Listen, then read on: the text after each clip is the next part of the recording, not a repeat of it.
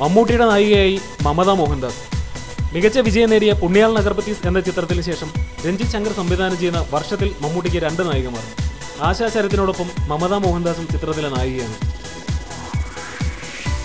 മോഹൻലാൽ, സുരേഷ് ഗോപി, ജയറാം എന്നിവരെ നായികയായി തിരഞ്ഞെടുത്തിട്ടുള്ള മമത ഇതാദ്യമായാണ് മമ്മൂട്ടിയുടെ നായികയാവുന്നത്. ബെസ്റ്റ് കണ്ടക്ടർ, ബിഗ് ബി എന്നീ ചിത്രങ്ങളിൽ മമ്മൂട്ടിക്കൊപ്പം അഭിനയിച്ചിട്ടുണ്ടെങ്കിലും നായികയായിരുന്നില്ല. രഞ്ജിത്ത് ശങ്കറിന്റെ ആദ്യ ചിത്രമായ പാസഞ്ചറിലും മമതയായിരുന്നു നായിക.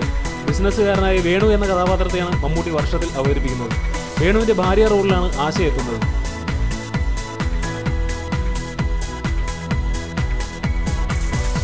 TG രവിയാണ് ചിത്രത്തിലെ വില്ലൻ വേഷത്തിലെത്തുന്നത്. സുനിൽ സുഗത, സുധീർ കരമന, ജയരാജ് വാര്യർ, ഇർഷാദ്, സജിത മഠത്തിൽ, മുത്തുമണി എന്നിവരാണ് മറ്റു താരങ്ങൾ. സുജിത് വാസുദേവാണ് ക്യാമറ. ബിജിപാലാണ് സംഗീത സംവിധാനവും നിർവഹിക്കുന്നത്. ഓരോ പ്രധാന വാർത്തയും ഇന്ത്യ ടിപ്സിലൂടെ അറിയാൻ ഞങ്ങളുടെ ഫേസ്ബുക്കിലും ട്വിറ്ററിലും അംഗമാകും.